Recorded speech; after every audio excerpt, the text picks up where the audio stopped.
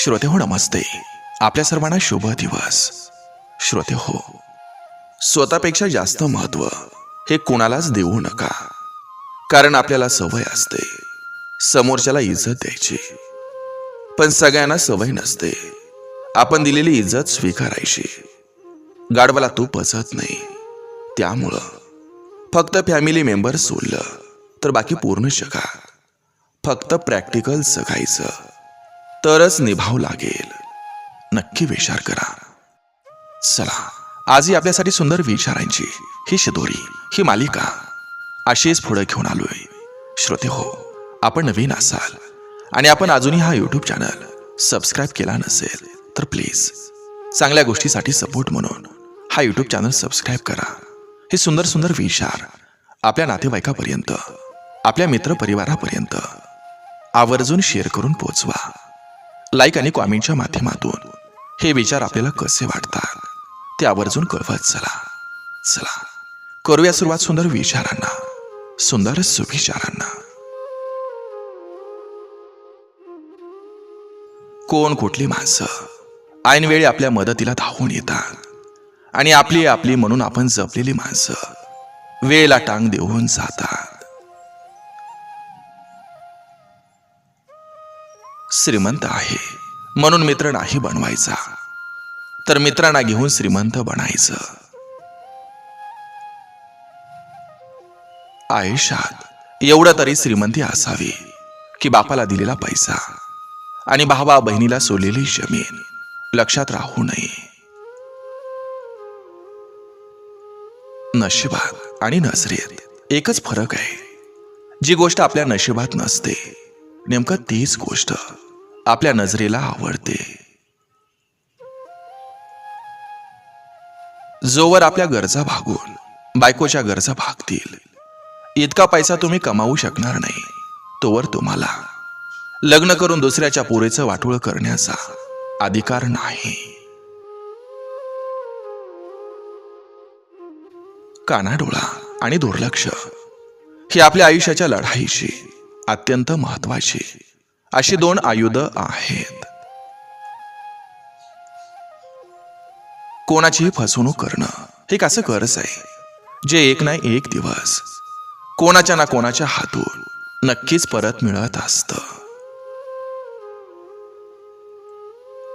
कर्तव्य, कर्ज आणि उपकार या तीन गोष्टींचं कधीच विस्मरण होऊ देऊ नका.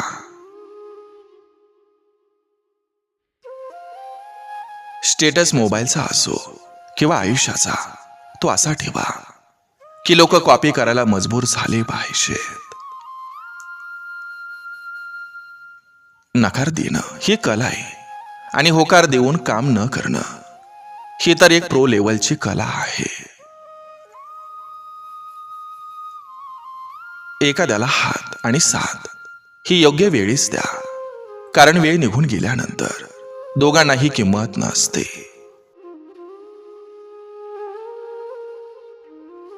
जपणाऱ्यालाच माहिती असतं आठवणीचं, वस्तूंचं आणि माणसांचं महत्व काय असतं.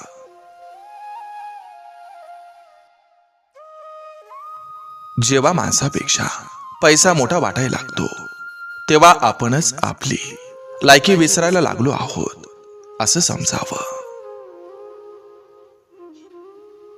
आयुष्यात कोण कसं वागलं हे लक्षात ठेवण्यापेक्षा त्यातून आपण काय शिकलो हे डोक्यात घेऊन आपल्या आयुष्यात पुढे जाणं कधीही श्रेष्ठ. कर्माचं तत्व फार वेगळं असतं, म्हणून कर्म करताना विचार करत जा, कारण ना कोणाचा आशीर्वाद वाया जातो ना कोणी दिलेला तळतळाट. आयुष्यात माणसाला ओंजळ भरून मिळालेल्या गोष्टींच्या समाधानापेक्षा ओंजळीतून सांडलेल्या गोष्टींचं दुःख हे जास्त असतं आणि त्या वेचण्याच्या नादात तो कधी कधी ओंजळीतलं सुद्धा गमावून बसतो.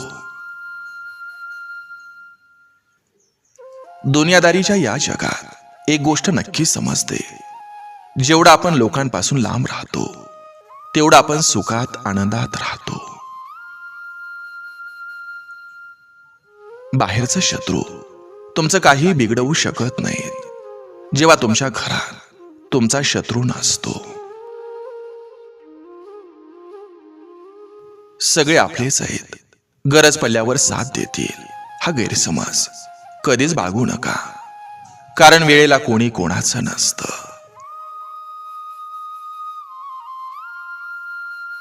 कोणाशी बोलायचं, कोणाजवळ व्यक्त व्हायचं, कोणासोबत वाहवत जायचं आणि कोणाला टाळायचं हे जेव्हा समजेल तेव्हा जगणं समजेल. मानसिक समाधान आणि आपलेपणा मिळायला भाग्य लागतं. कारण सुखाचा शोध घेण्यासाठी शेवटी प्रत्येकाला झुरावं लागतं. सामान्य माणसाला कोणाचाच आधार नसतो.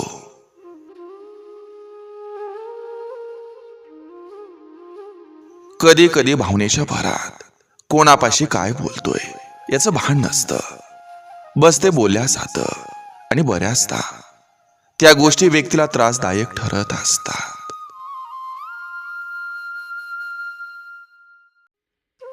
प्रत्येक नात्यात त्याग करावा लागतो. तेव्हा ते नातं व्यवस्थित बहरलं जातं, निभावलं जातं.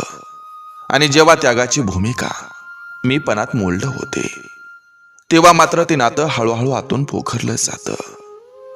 वरून वरून दिसणारा भक्कमपणा आतून मात्र एकदम ठिसूळ होतो. काही वेळेस भूतकाळातल्या वेदना या मुक्या जरी असल्या तरी त्या वर्तमानात नव्यानं खपली धरतात. मन स्वैर आहे, त्याला बंधन घातलं तरी ते एका जाग्यावर नाही जास्त वेळ थांबू शकत. त्याला व्यसन घालून दोरानं बांधून ठेवता आलं असतं तर कित्येक लोकांचं दुःख कमी झालं असतं. आज इथं तर उद्या तिथं असं हे मन सावरणं खूप कठीण असतं.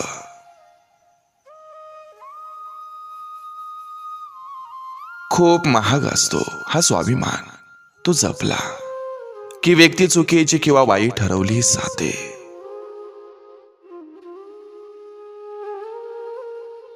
भरण्याची कसलीच आशा नसलेल्या नात्यांचं ओझं व्यक्ती आयुष्यभर सोसत राहतो. बुद्धीनं खेळणाऱ्या लोकांच्यात भावनांना जागा नसते. भावनांनी भरलेल्या व्यक्तींना कोणी समजून घेत नसतं. भावनिक व्यक्ती नात्यांच्या खेळात कधीही जिंकू शकत नाही.